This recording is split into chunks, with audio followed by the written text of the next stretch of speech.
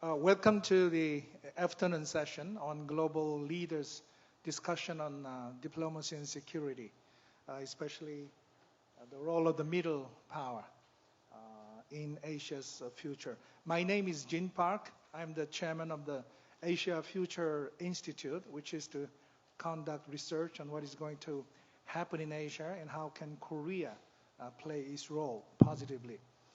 I'm also former chairman of the Foreign Affairs, Trade, and Unification Committee of the Korean National Assembly. And now I'm teaching at the Hankuk University of Foreign Studies. Let me introduce you, first of all, the three distinguished guests from countries in Asia. We have, from the far left, the former Foreign Minister, Gareth Evans. He's a lawyer, scholar, and politician, and he served as foreign minister between 1988 to 1996. He also served in other cabinet posts like transport and communication, resources and energy, Attorney General of Australia, and Senator for Victoria, if I'm right. He was leader of the government in the Senate, deputy leader of the opposition, and he made a great, significant contribution to the theory and practice of mass atrocity, conflict prevention, and certainly arms control and disarmament. And now he's serving as the Chancellor of Australian National University. And then we have Minister George Yeo, who is also former general, cabinet minister, politician, as the member of Parliament. He was formerly Chief of Staff of the Republic of Singapore Air Force and Cabinet Minister in charge of Trade and Industry, Health and Information and Arts.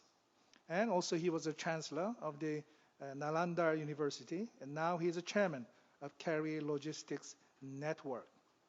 And on my left is the former Foreign Minister Marty Natalegawa from Indonesia. He's a distinguished government leader and diplomat. He served as the foreign minister during 2009 and 2014 period, and also was sent to United Nations as ambassador of Singapore, and also served as ambassador in the United Kingdom. So please give a big round of applause to all three distinguished panelists. We have 1 hour and a half time span to include a presentation by three panelists and also mutual questions and answers, and we'll open the floor for the audience to participate. Since we began about 10 minutes late, I'd like to kind of accelerate my own presentation about Korea. Originally, in this seminar, we were expecting to have our former Foreign Minister Yoon Byung-se to participate, but as you know, the government is now in transition. The new government cabinet posts have not been filled yet, so Foreign Minister is still in service to the country. So we understand that, but maybe let me just fill in briefly for Korea's situation and how we look at the situation in Asia Pacific. The new government, under Moon Jae-in, President Moon, came in 3 weeks ago through the snap election. And the government is expected to introduce domestic reforms, including political, social, and economic areas. The new leader certainly advocates more responsible democracy and a fair and just society. As I mentioned, cabinet is not fully formed yet, and Prime Minister was endorsed only yesterday in the Korean National Assembly, so it'll take about a couple of weeks for the new government to fill in the cabinet post. Korea regards our country as a growing middle power. Middle power, by definition, is somewhere between the great power, the big power, and small powers. In terms of contributing to peace and security of the Asian region, but also to other regions like Indo-Pacific and also in in Europe and the Middle East. And also Korea looks towards the expansion of the sustainable growth. The former United Nations Secretary General Ban Ki-moon, he was at the forefront of advocating this sustainable development, including the climate change policy. Korea also will continue to make efforts in the areas of development assistance through ODA and other means of support. So these are the continuities that I regard the new government will make continuous efforts. In a bigger picture, of course, we look very carefully with a great interest and some concern about the U.S.-China relationship, especially under Donald Trump government. Obviously, Trump government is now in initial stage of the administration, but we have heard the messages coming in from Washington under the slogan of America First. Obviously, we wonder whether this will be realized into a more overt protectionism, or can we find some room for accommodation and perhaps the new negotiations on the regional order, peace and security and stability, and certainly the maintenance of the free trade regime in this important part of the world. We look at Europe and wonder what is going to happen in the European Union after the impact of the Brexit, the withdrawal of Britain from the European Union. Would it have another domino effect on the Europe's future, or would it be another element of accommodation by the existing European nations? Now, in the meantime, security on the Korean Peninsula is our immediate concern. This is, in fact, a major challenge to peace and security on the Korean Peninsula. North Korea's Kim Jong-un regime is fixated on the nuclearization. They have done 5 nuclear tests so far and accelerating the development of ballistic missile to reach the stage of a so-called the ICBM power, the intercontinental ballistic missile, which might, in theory, reach the mainland of the United States. Kim Jong-un, on the 1st of January this year, made a speech to the nation saying that the North Korea is at the final stage of a test launching of the ICBM, expanding the target range and also using solid fuel instead of liquid fuel to make it easier and to make a kind of a surprise attack through reduce the time span to prepare for this missile launching. United States obviously is increasingly concerned about this danger, the security threats made by North Korea, and the Donald Trump administration has come up to a new kind of formula, the North Korean policy, in the name of maximum pressure and engagement, in parallel with the UN sanctions, Security Council sanctions, to impose on North Korea. So it is a major test, I think, of the new government, the Moon Jae-in government, to engage in a close policy coordination with the United States, which is the sole ally of South Korea. China, obviously, is a concerned party to this Korean Peninsula security issue. China is obviously expected to play its role to stop and dissuade North Korea from its nuclear adventure and contribute to peace and stability on the Korean Peninsula. China provides food and energy to North Korea and is increasingly concerned about nuclear test and missile provocation by the North. So I think it has a legitimate concern and interest in solving this problem, and we hope that China, together with the United States, can join these concerted efforts to find a solution to the problem. Japan, which is our neighbor, shares democracy and free market economy with the Republic of Korea, and we are the common allies of the United States. And also Japan is seriously concerned about the security threats coming from North Korea. Of course, we have still unresolved issue, including the comfort women issue, despite the agreement, bilateral agreement between the two governments. But I think that the new government will certainly make efforts to reach an acceptable understanding on this issue and bring some kind of a genuine rapprochement between the two countries. In Northeast Asia as a whole, we look at Korea, Japan, China, Korea, China, Japan triangle.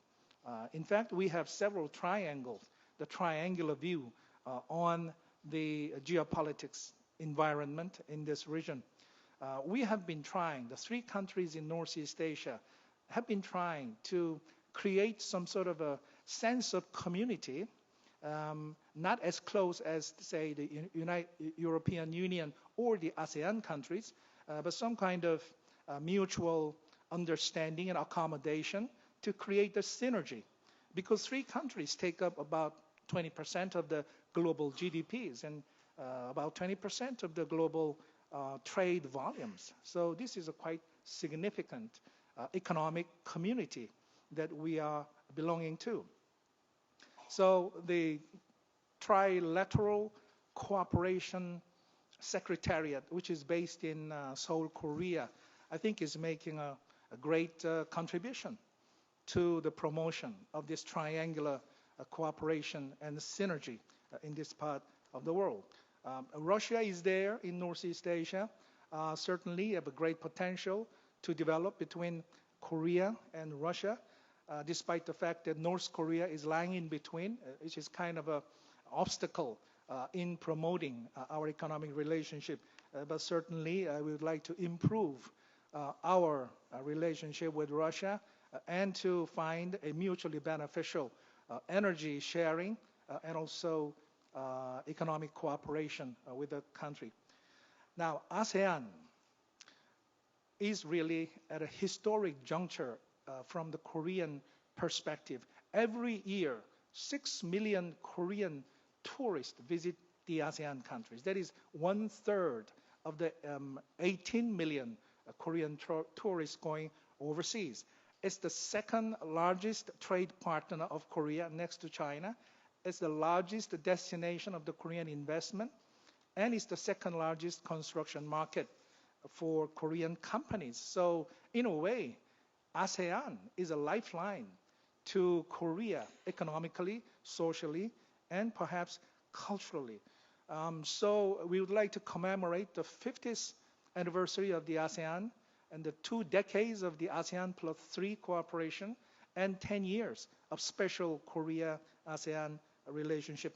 The new government, the Moon Jae-in government, sent our special envoy, the mayor of Seoul, to Jakarta and other countries to emphasize that Korea takes ASEAN very seriously and to want to promote our comprehensive partnership.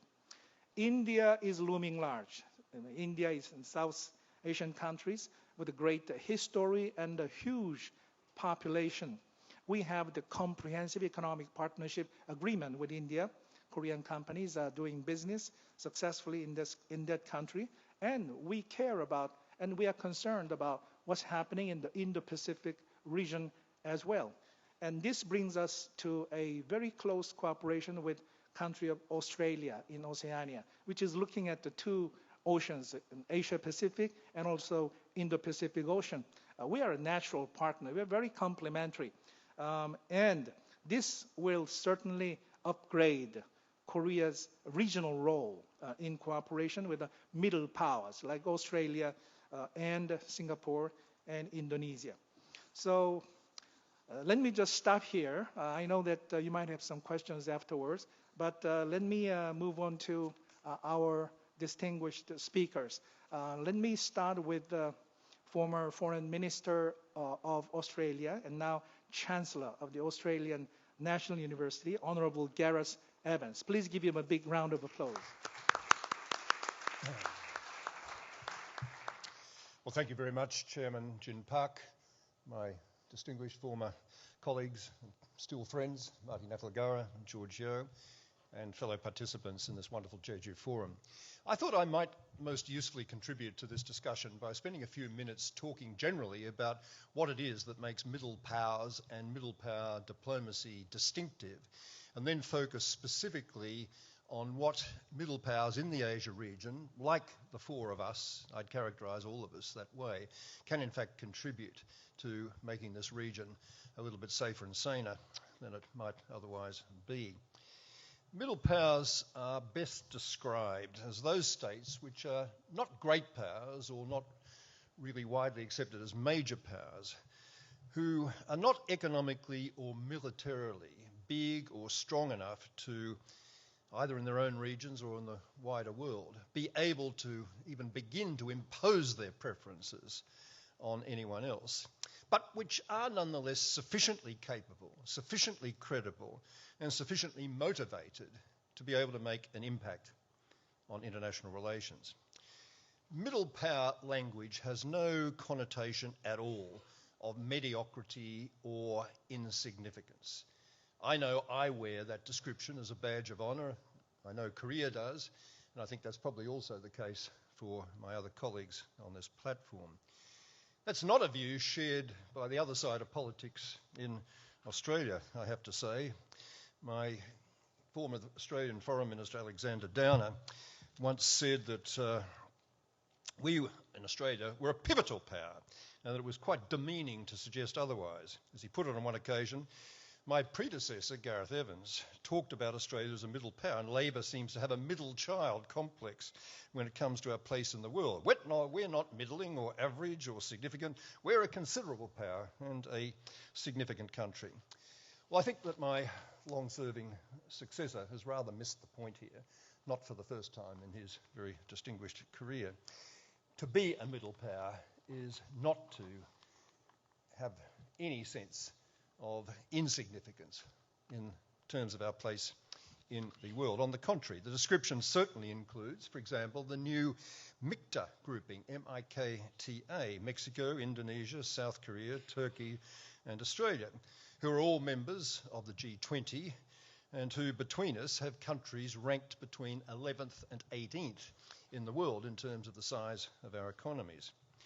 But the description can also include some quite small states, like Norway and Scandinavia, and I would certainly say in our own region, Singapore. There is no standard accepted list of middle powers, or even any commonly agreed list of objective measures by which we can identify them, like population size or GDP or military budgets. What matters more is the kind of diplomacy which is typically practiced, although this can certainly wax and wane with changes of government in each of us, and the kind of diplomacy which is practiced typically by a familiar, limited group of states in the world. Canada, Australia, the Scandinavians have typically been characterised this way. Such middle power diplomacy, I would suggest, has both a characteristic method and a characteristic motivation. The characteristic motivation is a belief in the utility and the necessity of acting cooperatively with others in addressing international challenges, particularly those global or regional public goods problems which by their very nature can't be solved by any country acting alone, however big and powerful that country might be. And the characteristic diplomatic method embraced by middle powers is coalition building with like-minded countries, those who, whatever their prevailing value systems, share specific interests and are prepared to work together to do something to advance them. The contributions that middle powers, so acting, can make to better international relations are, I think, quite various. First of all, there is agenda setting, bringing new ideas to the table, which bigger players carrying too much baggage or too stuck in their ways seem very often to be incapable of embracing. For example, in our own region, the creation of APEC, the creation of the ASEAN Regional Forum, and I'd also say, going back a bit, the Australia-Indonesia initiated peace plan for Cambodia involving a quite new role, an unprecedented role for the United Nations. So agenda setting, secondly bridge building particularly between developed and developing countries, which is one of the major aspirations, as I understand it, one of the major motivations lying behind the creation of the new MICTA grouping, which unites, as I've said, three of us on this platform. And I think the contribution can also be in building critical masses of support for regional or global public goods and a rule-based international order more generally. Climate change, the responsibility to protect, or R2P, against mass atrocity crimes, arms control treaties like those abolishing landmines and cluster bombs, and hopefully the new exercise to try and ban nuclear weapons, are good examples of key middle powers acting in a way which has really built a mass of support for these critical global or regional public goods. How effective can middle powers be in making a difference? Well, that depends on a number of factors. First of all, resources. You do need a reasonably wide network of diplomatic posts and officials with energy and stamina, and that's not always possible for the smallest powers in the world, and that is one of the things that distinguishes middle powers from the great majority of smaller countries. I think a second factor that makes for effectiveness is creativity. What middle powers lack in economic or political or military clout can often be made up for with quick diplomatic footwork. That's been evident in the Asian region, for example, again in the creation of new economic and security architecture, and I'd suggest again perhaps the Cambodian peace process. A third factor that's really quite important is credibility. If you're going to have any impact in international relations, particularly if you're not a great power or a really major power, you do have to be credible, and that means avoiding hypocrisy by practicing at home what you preach abroad. I have to say that within the MICTA grouping, there's a little bit of a problem at the moment with Turkey in particular in danger of losing that credibility on democracy and human rights issues. And I might also say, and Marty might wish to comment on this, that Indonesia, I think, is going to have to take real care in the way that it handles current Islamism issues within the country if it's not to go a little bit backwards in terms of its reputation for doing important democracy and human rights promoting things. It's also the case that allies of great powers, that's the case for Korea certainly and Australia, do have to be very careful if we're going to maintain our credibility, not to be seen as complete prisoners. Whither thou goest, there I goest might be good theology, but I don't think it's very good foreign policy. And for any country, and certainly an unthinking embrace of the United States, particularly under its current leadership, is not something that does much for our credibility if we want to exercise it. So much for general principles and general criteria. Just let me conclude by suggesting perhaps three specific areas where middle powers can make a difference. And of course, there is the issue, I suppose a further factor in whether middle powers are effective is the issue of opportunity. While there have been many past examples, as I've mentioned, in the region of effective middle power diplomacy, we do have to recognise that in an Asian setting where great or major power rivalry, above all now between China and the United States, but also between Japan and China, between China and India, between India and Pakistan, we have to acknowledge that this provides now so much of the context and generates so much of the dynamics within the region that perhaps the scope for middle powers to be really influential on the big peace and security issues in our region is limited. But that said, I think, let me offer three suggestions in particular for ways in which those of us on this platform, middle powers within an Asian context, can perhaps make a difference.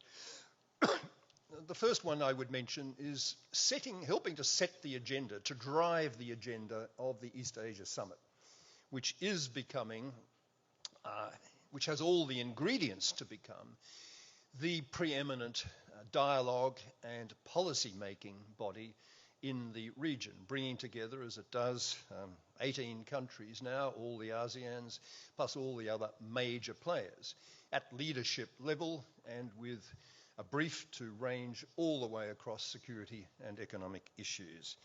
Within that EAS grouping, the middle powers, which include really most of the ASEANs, plus Australia, plus Korea, maybe even you could characterise New Zealand in this respect, within that EAS grouping, we do have the capacity, if we can act cooperatively, to really set the agenda, to seriously influence the agenda of EAS so that it becomes a really substantive, not just a purely formal decision-making body. A second context in which I think middle powers acting collectively and cooperatively could make a difference in the region is if the ASEAN countries, pretty much all of whom, with a few exceptions, satisfy the descriptions of middle powers, could get their act together a little bit more comprehensively when it comes to responding to some of the overreach in which China is manifestly presently engaged in Southeast Asia. I don't suggest for a moment that China even wants to think about initiating or generating violent conflict within the region. That's manifestly not in China's interests. That's no part of what China wants to achieve. But on the other hand, I think it's pretty obvious to those of us who watch these things that China would be very content indeed if it could recreate in Southeast Asia that kind of rather hegemonic relationship, that set of relationships in which the countries of the region acknowledge and pay tribute to the great regional power. And I think we've seen some manifestations of China's willingness to push that concept in the context of its very, very assertive behaviour in the South China Sea. And I'm one of those who have been arguing from the beginning, while fully recognising China's historic destiny to resume its place in the world, I've been arguing that we do need to push back against assertions and assertiveness of that kind. And I do think if the middle powers, the ASEAN middle powers, perhaps with the help of Australia as well, could act collectively and cooperatively to push back against that kind of influence, that would be helpful for the longer term peace and stability in the region. And one final context in which I think middle powers can play a significant part is that some of us are in a real position to influence the nuclear disarmament agenda in a way that we just haven't in the past. And I'm talking particularly about the US allies in the room, the formal allies, Australia, Korea, and Japan. Japan, I suppose, a bit too big to be a middle power, but nonetheless, the three of us have the potential to be quite profoundly influential in influencing the United States to move away from overreach in its nuclear posture. And we had that chance under the Obama administration when President Obama wanted to move to a no first use position. But all of us under our governments at the time sort of ran for cover, not wanting to offend our great and powerful friend, and as a result missed a major opportunity to take a major first step down the road towards nuclear disarmament. I'm not suggesting that we were the only players in that game. Obviously, United States' European allies in Central and Eastern Europe were also influential voices in stopping the US doing some more positive things, but nonetheless, we could have been much more influential than we were, and I'd like to see all of us actually participating, for example, notwithstanding the negative pressure not to do so from the United States, in the negotiations now underway in New York for a new nuclear weapons ban treaty. So let me finish with just this last sentence or two.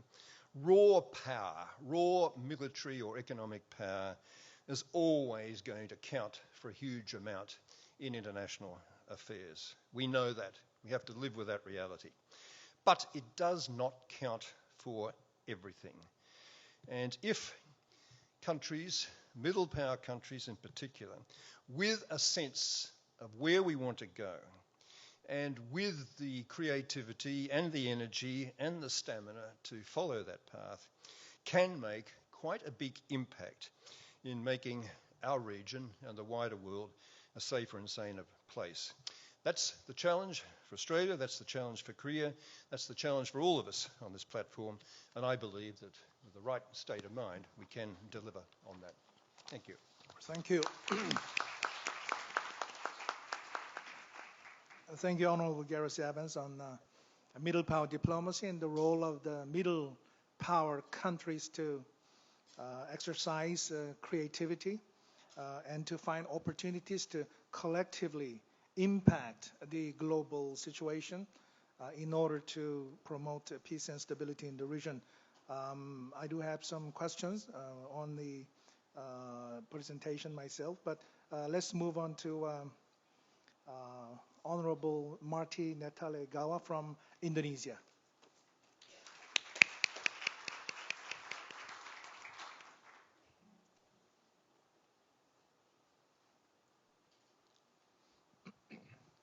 Thank you very much for giving me the floor. I must confess, upon the invitation to speak on the topic of the role of middle powers in Asia's future, it caused me to reflect on exactly what is the nature of power in our contemporary world. By power here I meant the capacity to effect change. Because ours is a world much transformed. I think the presentations this morning, especially on climate change, reminds us of the kind of threat, the kind of challenge and opportunity that's before us are of transformative nature, of a fundamentally changed nature. So given such architecture or environment that we are facing, how are we to ascertain and how are we to understand the nature and the concept of power in a world where, among others, local, national, regional issues and global issues are so closely intertwined, in a world where economic, political, and social issues are almost one and the same, and not least of all in a world of rapid information technology revolution. I believe in our thinking about power, whether it be small, middle, or major, or great power even, we have to embrace this reality. We have to have a 21st century perspective rather than 20th century perspective, because ours is a much transformed world. A world, among others, that is marked by a state of permanent change. Change is actually permanent. How are we to begin to snapshot an object that is constantly changing? So I'm a little bit challenged on how we can think of a world based on a stratified concept of power. That there are great powers, often case self-defined or self-described, that there are major powers, that there are middle powers, and there are small powers. I understand completely that these terminologies are not meant to be derogatory, that there are no negative implications or meanings attached to them. But I think in a world of such a transformed nature, we have to be extremely diligent and extremely measured in trying to define and understand the nature of power. What are the currencies of power, for example? What makes a country being able to influence certain outcome in one instance, but not in another instance?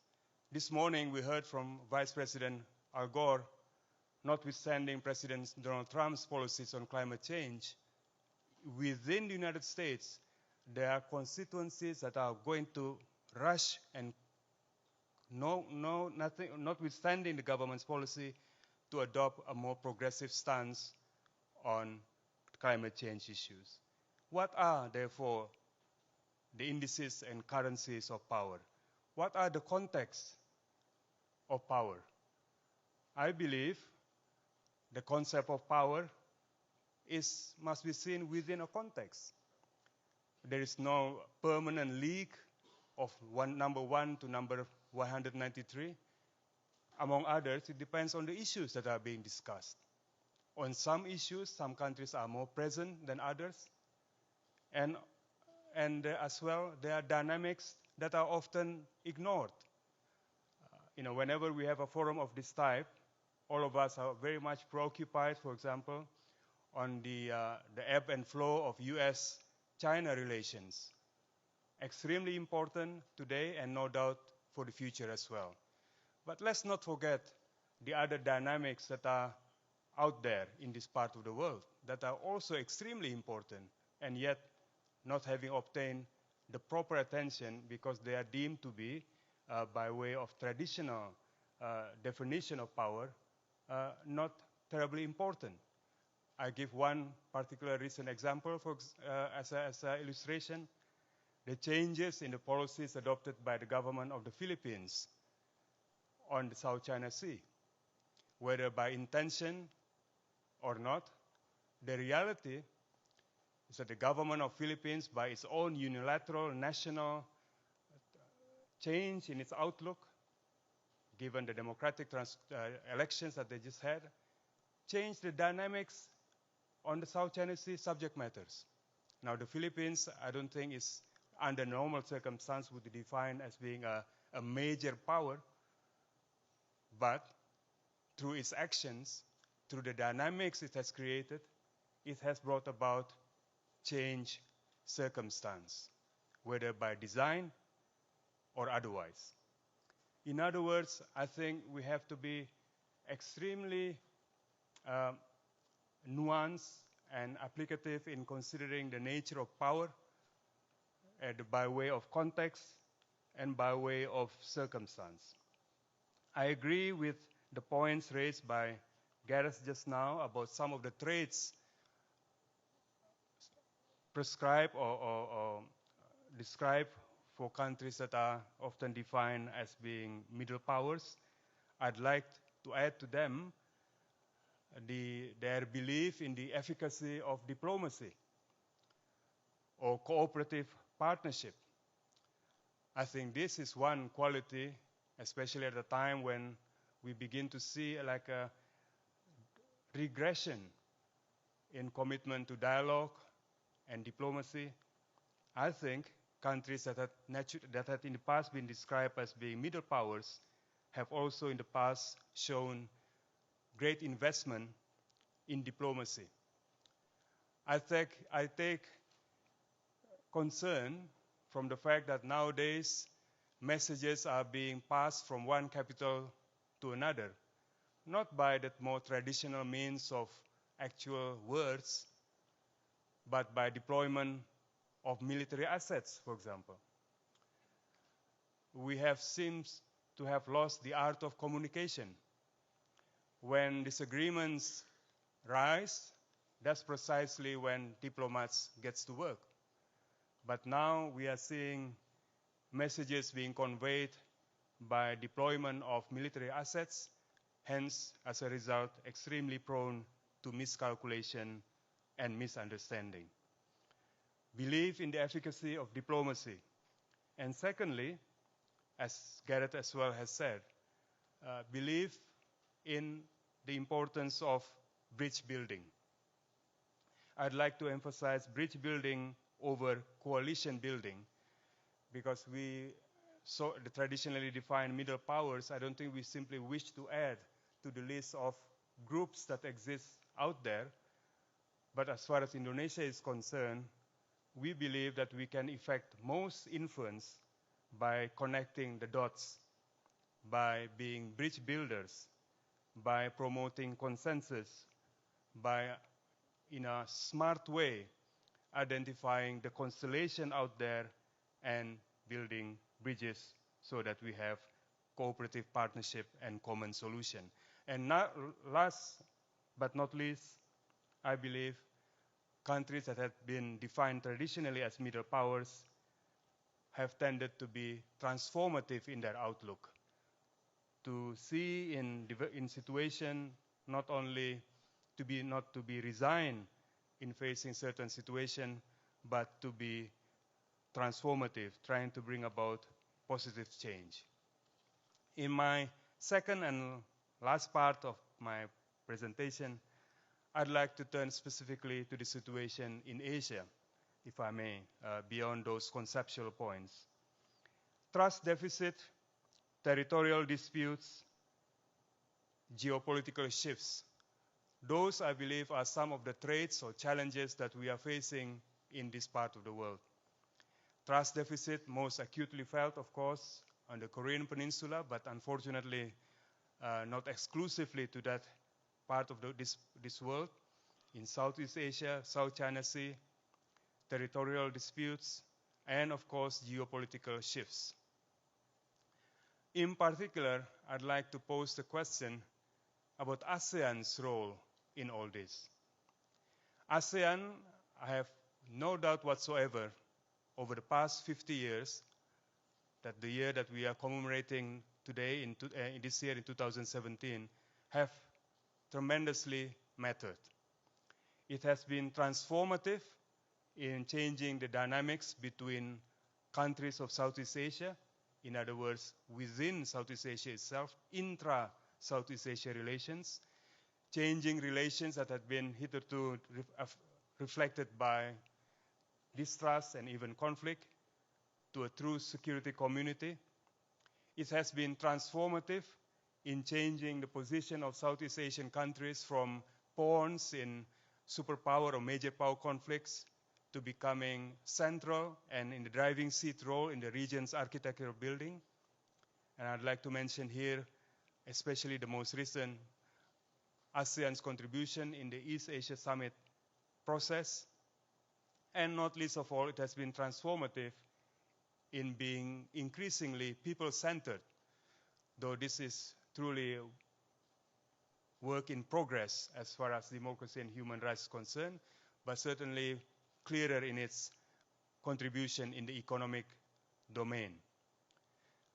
Having mattered and having made such contributions, more of the same by ASEAN will not be good enough.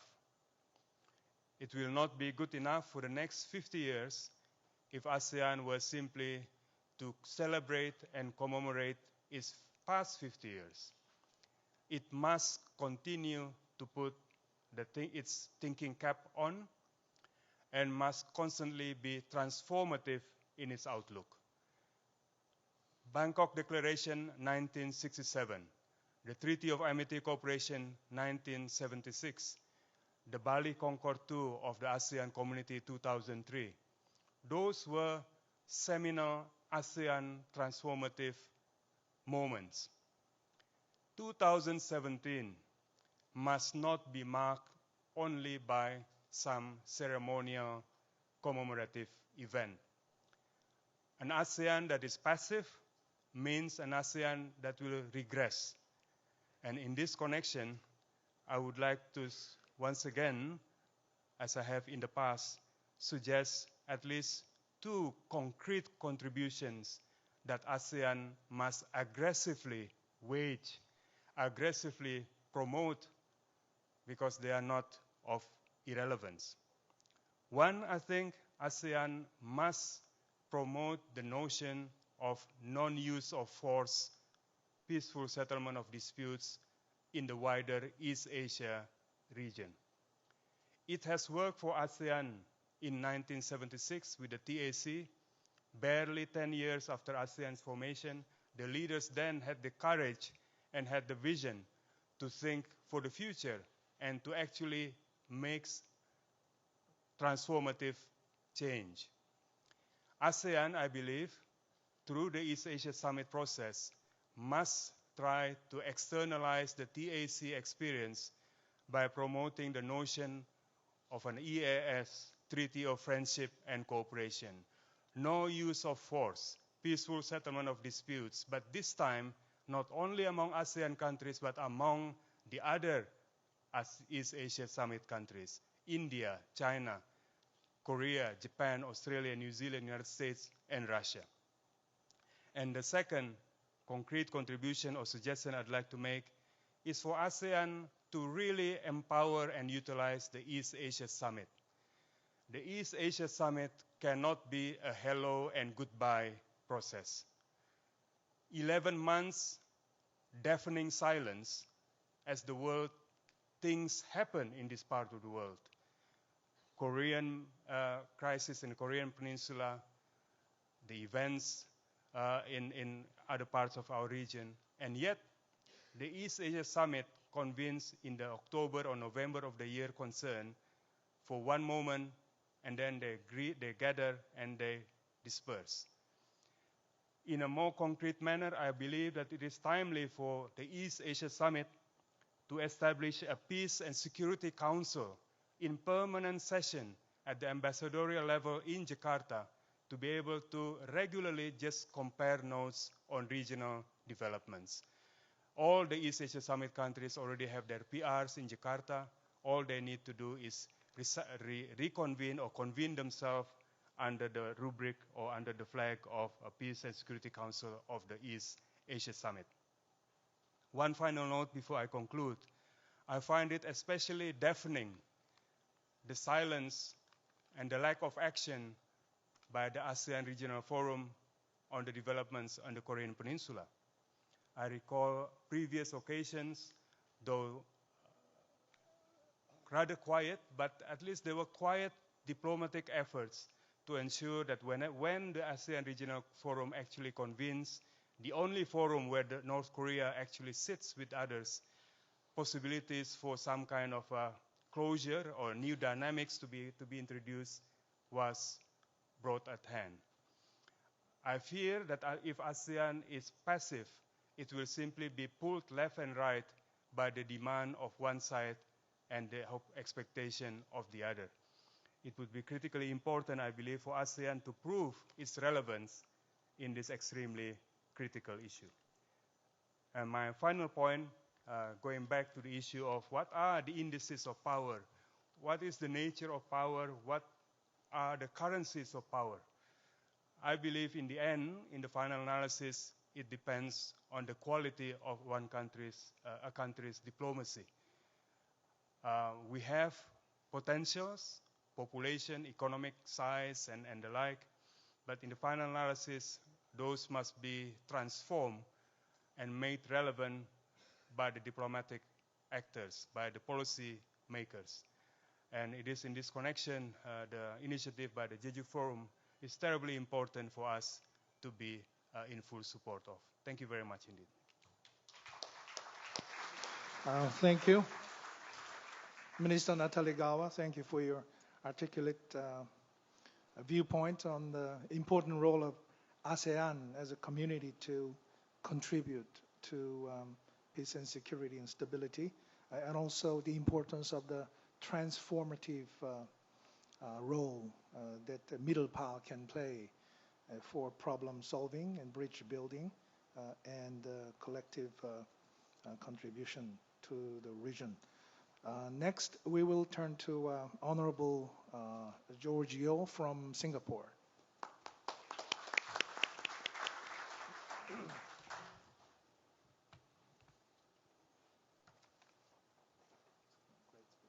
Thank you, Ambassador Park Jin. Singapore is not a middle power. At best, we are a middle-sized city-state. Through ASEAN, we occasionally have a voice in the region. And I remember when Singapore was in the chair of ASEAN in 2008, during the ARF meeting, which Pak Marty talked about, that was the first and so far the last time the six-party talks met at foreign ministers level. It's been much too long, partly to set up for the ARF in Singapore. Earlier that year, I visited North Korea officially. with my wife and a small delegation. The year before, in 2007, I had hosted the DPRK Foreign Minister Peck, I think, to Singapore. He was diabetic. He needed some new glasses. I think we gave him some dialysis treatment because he was on a long journey. And we had a very good meeting. I did not know what to present to him. I thought, well, maybe a packet of bird's nest might be a way of honoring an older person, not knowing whether Koreans like bird's nest. He passed away in November. I went up in May the following year. I remember it precisely because I attended Pentecost Mass in Pyongyang, and this Sunday is Pentecost Sunday. That was in the year 2008. On the first night at dinner, Foreign Minister Park was very warm. What surprised me was a comment made by one of his deputies. He said, "You remember giving the bird's nest to the former foreign minister?" He said, "You know, I shared a cup of it with him before he passed away." I had before that a certain view of the North Koreans being gruff, being tough, being very difficult, untrustworthy. Then I realized the North Koreans, like the South Koreans, are sentimental people. Then he said, from time to time we have leaders with cardiac problems. Can we send some of them to Singapore for treatment? I said, of course. It would be an honor to do so. Later I asked some friends, why not to China? The whisper was, they've not always had good experiences in China. I don't quite know whether they were medical bad experiences or political bad experiences. We spent 5 days there. In fact, this is my wife's first time in South Korea. I brought her to North Korea first. We went to Nampo Port. We traveled south to see Kaesong, Panmunjom. Took photographs of South Korea from the northern side. And then on the last day, we took a train to Sinaiju, across the Yalu to Tantong, where at night, when we walked along the Yalu, the difference was day and night, because it was completely pitch black on the North Korean side. On that train journey, there was a Chinese station master who was looking out the window with me. I asked him, how long more can they preserve this position? He said, you know, in China, we preserve that same position for a long time. He said they can hold up for a long time. That was from a Chinese who had seen Deng Xiaoping's reforms.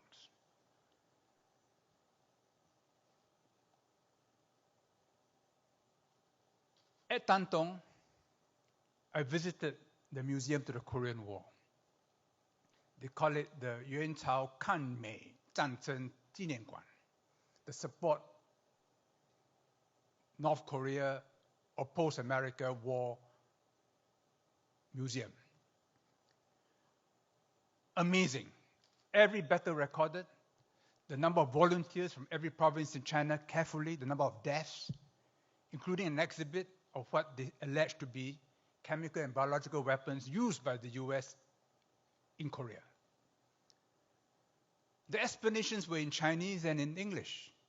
Later, I met the party secretary of Tantong. I said, why not have it in Korean too? Because there'll be many South Korean tourists who'll be interested to visit the museum. And then they'll get a different perspective. I remembered some years before that, on Capitol Hill, calling on Congressman Charlie Rangel. He was at the time chairman of the Ways and Means Committee. Very powerful man. We were negotiating a free trade agreement with the US, and I had to go and pay my respects to him. African American. He had fought in the Korean War. I wanted to ask him about his experience. He stiffened up. He said, I don't want to talk about it. I said, have you been back? He said, no. I switched subject. It was hell for all parties. So when, in recent months, loose talk about war and propaganda pictures of exercises, live firing exercises conducted by South America and the North was splashed on the social media.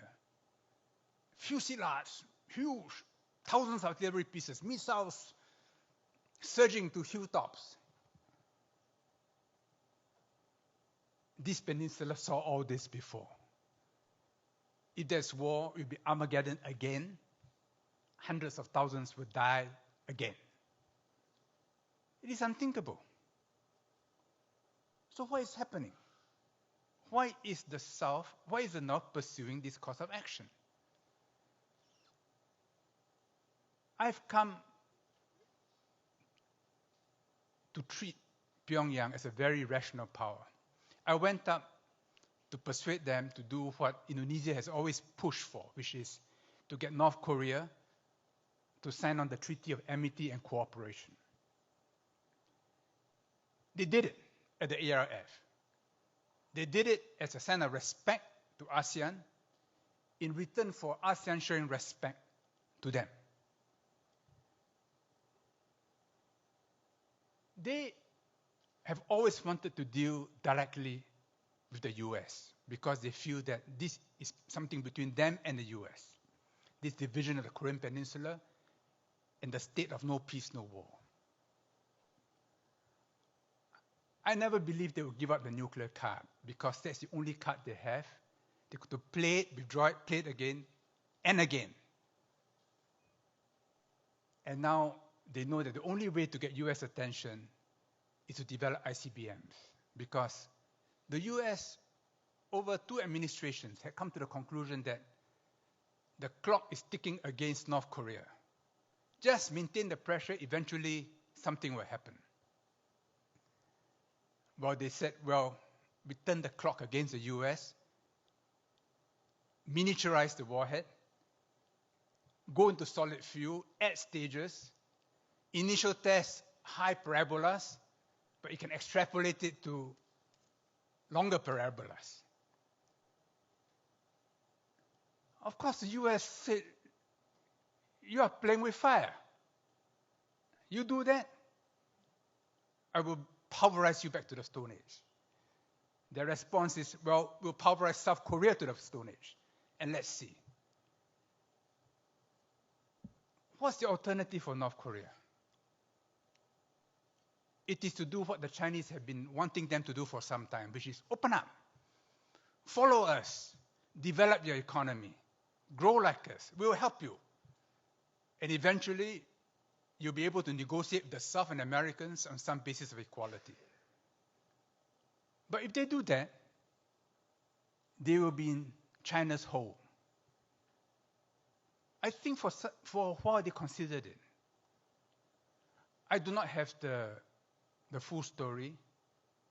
I hosted Chang Sung-tek in Singapore when I was trade minister around 2003 or 4. He was with a delegation.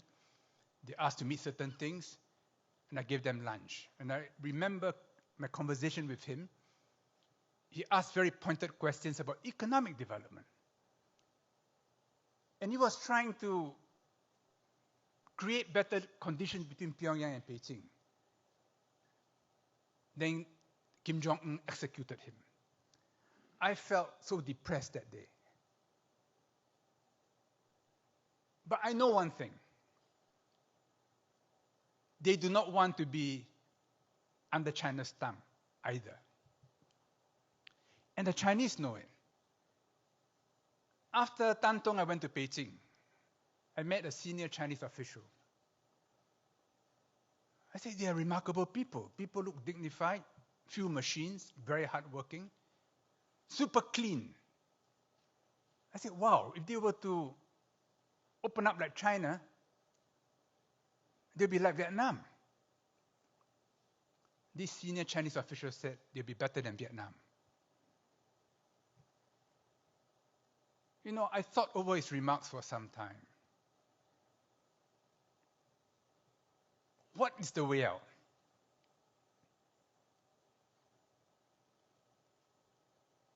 Iran would not negotiate seriously until it became a threshold power. North Korea is more or less now a threshold ICBM power.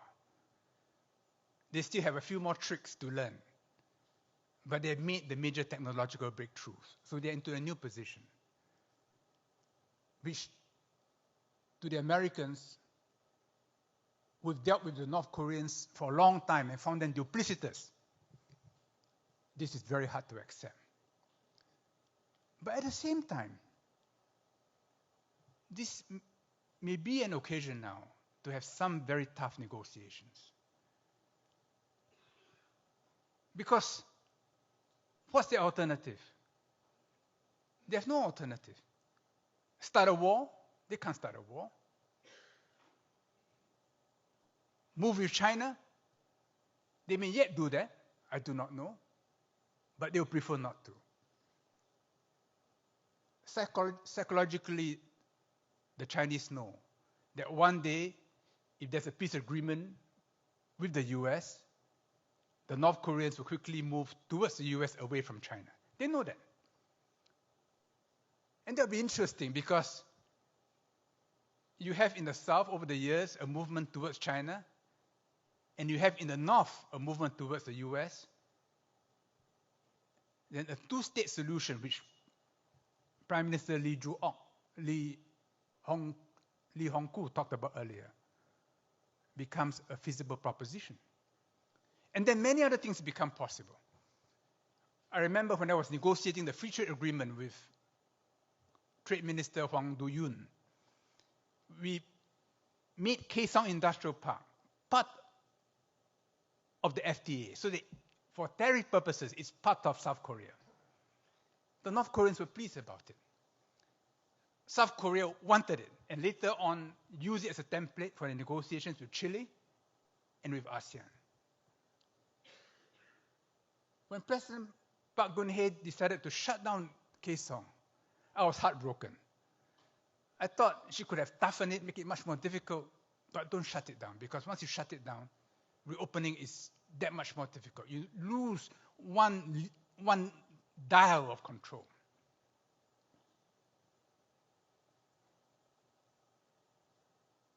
In the end, this problem requires a balance of terror for there to be a way out. But that way out will be a very long road. When I was in university, okay, maybe I end here, thank you.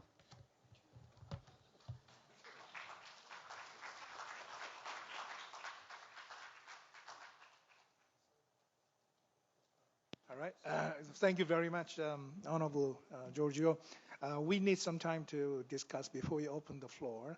So having had a presentation by three distinguished speakers, let me ask a brief questions to each one of them before we open the floor.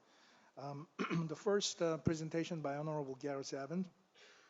Now we know that the TPP, Trans-Pacific Partnership, has been very strenuous efforts made by the countries involved, because the total GDPs of these 12 countries takes about nearly 40% of the global GDP. And now the United States under Trump administration says it will withdraw from the multilateral free trade negotiations. What is the view from Australia about this decision by Washington and where we are going from here?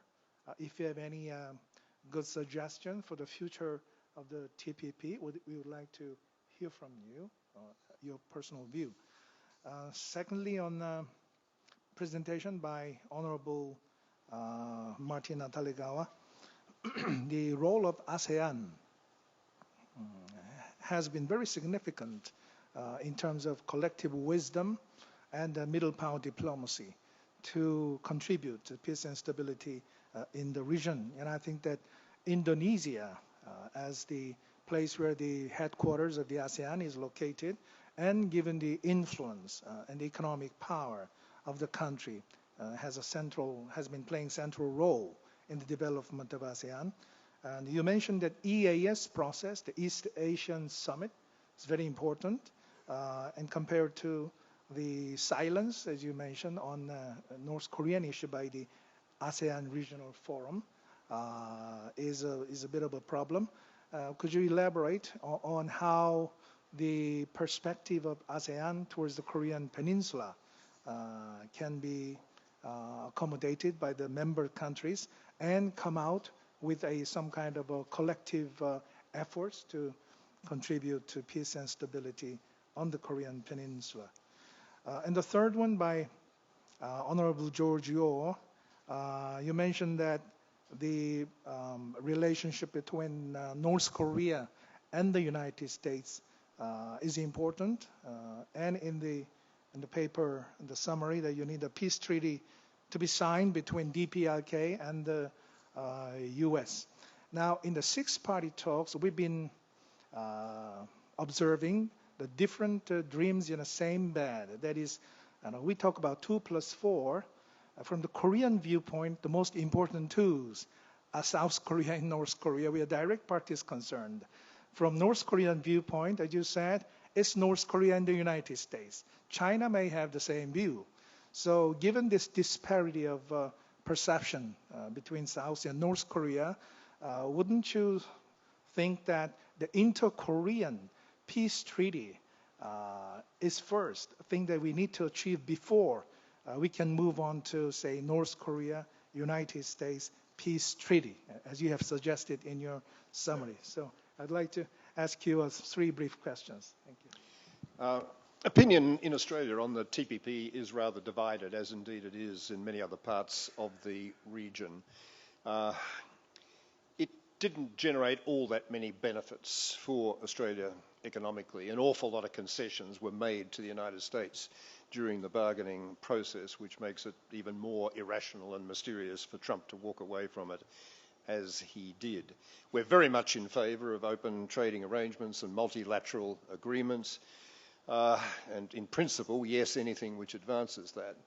But TPP was never a really great deal, and there was something flawed in its conception as essentially a geostrategic vehicle rather than a purely trade vehicle, in which China was never part of the negotiations, and there was conscious decision to really exclude it rather than embrace it, which is utterly at odds with what I, for one, think the dynamic in the region should be. So you've got party differences, you've got differences of a view within the business community. I think most people these days in Australia see the only future for regional trade arrangements being in something like the RCEP, the Regional Comprehensive Economic Program, which is not as far-reaching in some of its dimensions as the TPP, more purely a trade arrangement rather than with a lot of baubles added to it, but nonetheless has the potential, I think, to contribute further to the momentum that we were so keen to establish in the creation of APEC. Honorable Natalegawa. Thank you very much for that question. Back in 2011, you may recall that ASEAN adopted the so-called Bali Concord 3, which is essentially how ASEAN can act in greater concert and in a collective manner on global issues of common interest. That was then a deliberate attempt to take ASEAN's cooperation to the next level. It assumes an ASEAN that already internally advanced in terms of community building. And yet now in 2017, before I turn to specifically the question of Korean Peninsula and vis-a-vis ASEAN, I fear that some of the givens or some of the assumptions made then are beginning to somewhat unravel even within ASEAN itself. I'd like to highlight three types of equilibrium, three types of dynamic equilibrium that ASEAN has been able to maintain in the past, but now beginning to sort of drift a little bit. One is intra-ASEAN, in the sense of the reality that while ASEAN for the past 50 years have been able to live with and to accept the reality that all ASEAN member states have very different foreign policy orientations. Some are closer to China, some are closer to the United States. Diversity has been the norm. And yet, ASEAN member states have had the sufficient finesse and the sufficient calibration to be able to accept that reality and to make that as an ASEAN strength. We have connections with all the relevant capitals. But now I think ASEAN is beginning to lose that kind of finesse, and as if this reality becomes points for divergence within ASEAN. So we have had ASEAN that is divided. Some are supposedly pro-China, some are more closer to the United States, others more detached. So I think ASEAN must recalibrate or reset so that we get back to the past 50 years type of consensus that diversity in our foreign policy outlook is not a problem, but it's actually an opportunity. The second type of equilibrium that I'd like to highlight is the way we have been able to play a role in the wider region. I think ASEAN must now be a net contributor to our region. I'm a little bit concerned by a rather more inward looking, as if our concern stops at Southeast Asia's borders, so to speak. And events beyond it are not of direct relevance to Southeast Asia, to ASEAN. Having said this, this is not to say that ASEAN doesn't express their views. You know, when the ASEAN summit was convened, there was all the right statements on the Korean Peninsula, on the South China Sea, and many other global issues. But what we are looking for is not a commentary by ASEAN on developments, but actually an ASEAN that is actually shaping and molding events, not simply responding. And this is where we are now. We have regular ASEAN meetings where officials sit together and find nice words to express their views on certain developments. We need to go beyond that. We need to be actually shaping and molding events. On the Korean issue, I think Giorgio just now has mentioned experience in the past when ASEAN, in a very quiet way, has been effective, I think, in some ways in bringing about new dynamics on the Korean Peninsula issue. This is a critical moment now. If I'm not mistaken, the ASEAN Regional Forum, the ASEAN ministers will meet in August of this year. I hope amidst all the celebratory mood to commemorate the 50th year and all that, the real business of ASEAN, which is ensuring peace and prosperity in this part of the world, in Asia, is taken care of. And someone must be sitting down and have a script on how ASEAN will take the lead on Korean Peninsula issue. Otherwise, we will be like a sitting duck, being pulled left and right, expectation on sanctions, etc. Are we up to speed in terms of applying sanctions? We have to be proactive and transformative in this regard, and I think ASEAN has that capacity, given that, especially the kind of experience just now shared by Giorgio. I mean, not many, I think, in this part of the world has that kind of appreciation of the inner workings of countries of this part. We have had Myanmar to manage before, remember, ASEAN as well. Myanmar was a perennial problem for ASEAN, but somehow we managed to manage that issue as well. Thank you. Thank you. Honorable Giorgio. North and South should reach out to each other as much as possible in a whole range of forums. I remember when I was still in the armed forces, there were soccer matches in Singapore, international matches, where North Koreans in Singapore cheered for South Korean team, and the South Koreans cheered for the North Korean team.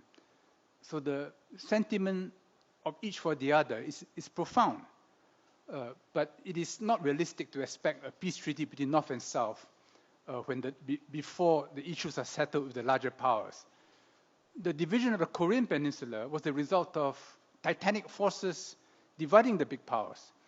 And unification can only come when the big powers are realigned. Hopefully, conditions will be better in the future, but we do not know. One thing for sure is what happens in China will always have a profound impact on what happens on the peninsula. Years ago, I read the classic book on East Asia, on the chopsticks people, by Fairbanks and Rashar, the great tradition. At the back of the book is a big chart. China, Korea, Japan, Vietnam. And you can almost match periods in China with periods in Korea. Korea, when China was divided, Korea was divided. Korea reached its greatest unity when China was under Han, under Tang, under Yuan, under Ming, under Qing. And China today is re-emerging as a preeminent power in East Asia. That's a given. So from that perspective, historical conditions for Korean reunification are good. But of course, this is the 21st century. There are other players involved. Diplomacy is absolutely required. And some very tough negotiations lie ahead of us. A North-South treaty will come after a North Korean-American treaty.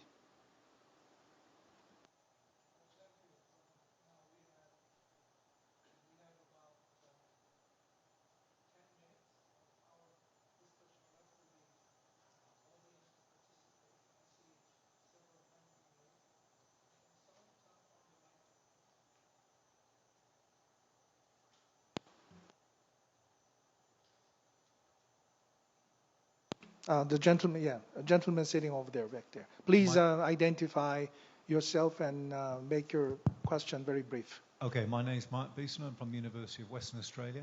My question is, given that the ASEAN states can't agree amongst themselves about how to respond to key challenges like the Chinese territorial claims in the South China Sea, why would you expect them to be able to agree with other middle powers in the region about anything else? And even in the unlikely event that they could agree amongst themselves to cooperate in some kind of way and have a joint position, why would you expect China or the United States to take any notice of what they said? Okay, who are you asking the question to? Would anyone like to respond? Well, precisely. I agree with the tenor or the thoughts behind your question. ASEAN unity has been critically important for ASEAN to be able to demonstrate, to earn its leadership and its relevance in this part of the world. This is, I think, this has been the costliest impact or consequence of the whole South China Sea portfolio at the moment. The longer ASEAN is seen to be divided or not to have its act together, the cost is not only vis-a-vis ASEAN-China relations, vis-a-vis the South China Sea issue, but in terms of ASEAN's credibility as well. Hence, as you may recall, back in 2012, when ASEAN was not able to find common ground on the South China Sea, Indonesia at the time very quickly tried to restore ASEAN unity through the so-called ASEAN 6 Points principles. In recent months, there was another episode of that type when there was an ASEAN-China meeting. It was going back and forth, and again, division was evident. But what I find extremely troubling is that this time around, there was silence, as if this is the new accepted reality of ASEAN public discord and division. I don't want to overplay the sense of pessimism, but I think it's extremely important, precisely as a the thought behind your question, for ASEAN to be united and to be seen to be united. And there can't be a la carte regionalism. I know that some suggest, for example, that Indonesia must take the lead, etc. But I think the next 50 years is not only ASEAN, the quality of ASEAN cooperation must be a common leadership, a common effort, sense of participation by all. It can't be just one or two countries carrying the load. I think all ASEAN, 10 countries of ASEAN must bring something to the table, must make concessions even in their own national interests. I happened to read Bangkok Declaration of 1967 recently, and there was a very poignant sentence making references of the need for regional countries to make sacrifices for the regional good, for the good of the region as a whole. And I think this is now being missed a little bit, and I agree. The longer the division continues, the sense of division and sense of drift, the greater the risk of ASEAN becoming marginalized. Okay, yeah.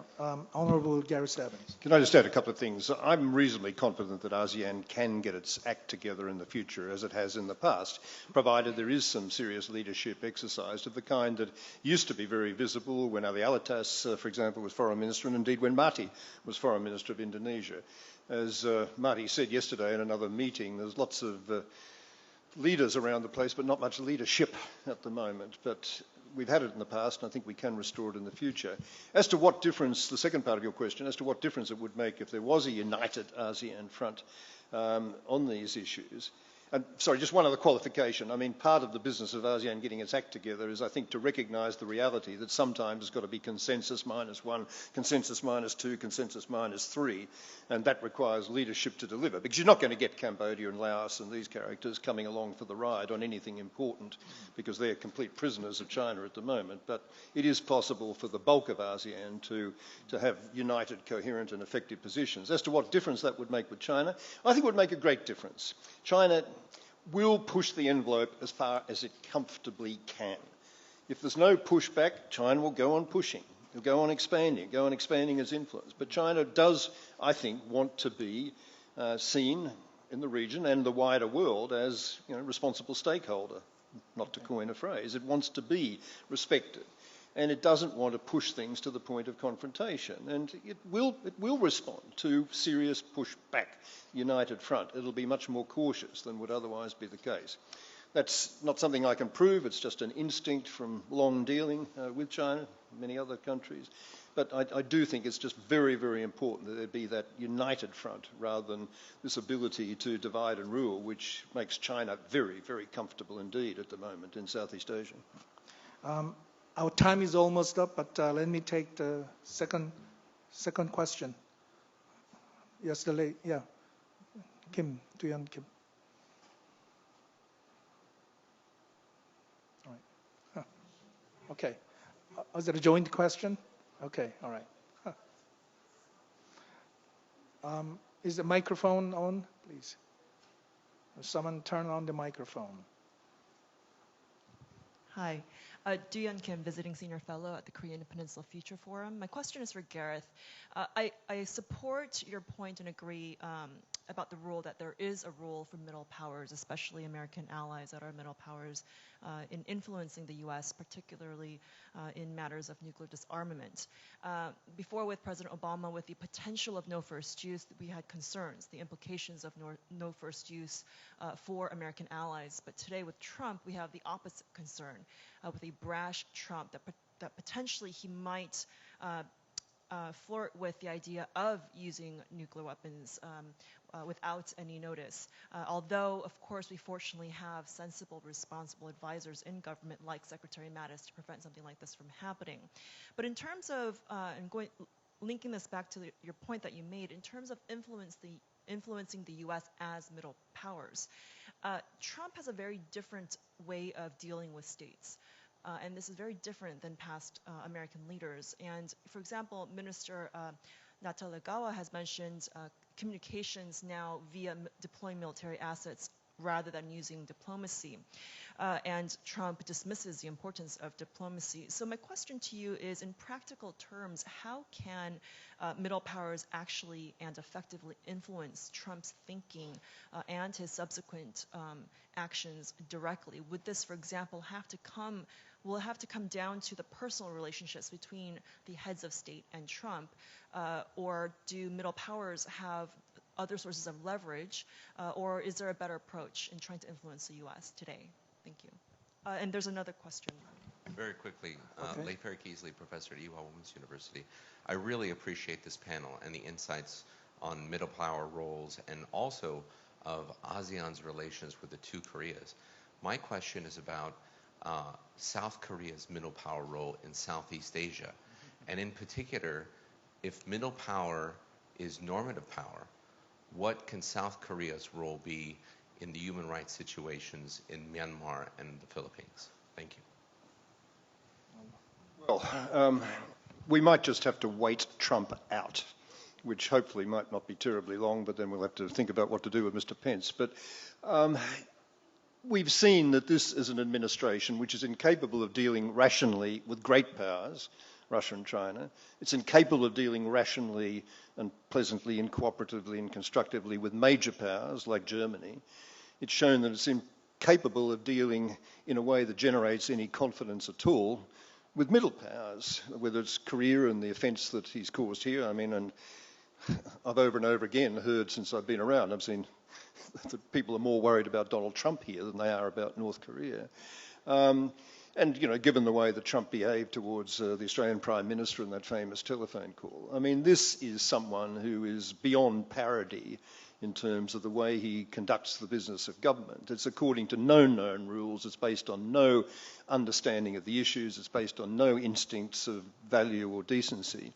So we've all just got to hold our breath, I think, and do the best we possibly can to conduct business as normal through other channels and just hope that the dynamics at work in the wider world, in the kinds of relationships we develop with China and the other major players, will create an environment in which, and we also must, of course, hope that the internal dynamics in the United States, which we're already seeing very much at play in terms of the courts and other parts of the executive and even conceivably Congress, if the Republicans can come to terms with the reality, there will be, you know, a pushback and there will be some restoration of equilibrium. But I've got no magic bullet solution at all for how middle powers in the present context or anybody else can influence this government.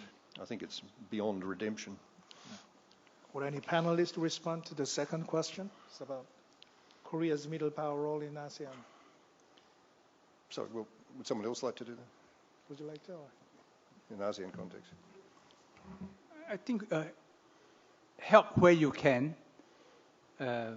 Be slow to judge others by your own standards. Be patient and accept each country in Southeast Asia for what it is, because we're all different. And we have enough difficulties understanding one another. I don't think it's easy for Koreans coming in to understand deeply what are the local contradictions which are in all societies. China, Japan, the US, Australia, they all have invested in Southeast Asia in a big way. Korea is important economically. But in other fields, if Korea can do more, that would be wonderful and will be appreciated. Well, since I'm a Korean, let me respond to your question very briefly, Eric. Obviously, South Korea is seriously committed to the notion of human rights and international public goods, certainly. And I think that this government, under President Moon Jae-in, will certainly continue to strengthen that values and that contribution to Asian community. President Moon Jae-in himself is a human rights lawyer before he became politician, so I think, is very conscious of what is going on in this part of the world, whether it's Myanmar or the Philippines. I think Korea can express its views on these issues in a multilateral forum like United Nations and also ASEAN +3 framework. And also we have a bilateral communication and dialogues with these countries in the area. So certainly I think that will be a continuing interest and concern of Korean governments to the member countries in the area. I think we are 5 minutes late for this seminar. To me, it was a very insightful and stimulating discussion. We discussed middle power, the role of middle power diplomacy in this region, the role of ASEAN countries in terms of formulating as ASEAN unity and the future-oriented direction of the ASEAN contribution to the area. We discussed the situation on the Korean Peninsula. Honorable George Yeo told us a personal impression of his visit to North Korea and the prospects for the improvement of situation in the Korean Peninsula. This is not an easy issue, by the way, and I think that the collective wisdom and the mutual understanding on these issues will certainly help us find a better solution for the future. I would like to finish our discussion here. I thank the panelists for their insightful contribution, and I thank all the audience for your active participation. Thank you very much. The seminar is adjourned. Thank you.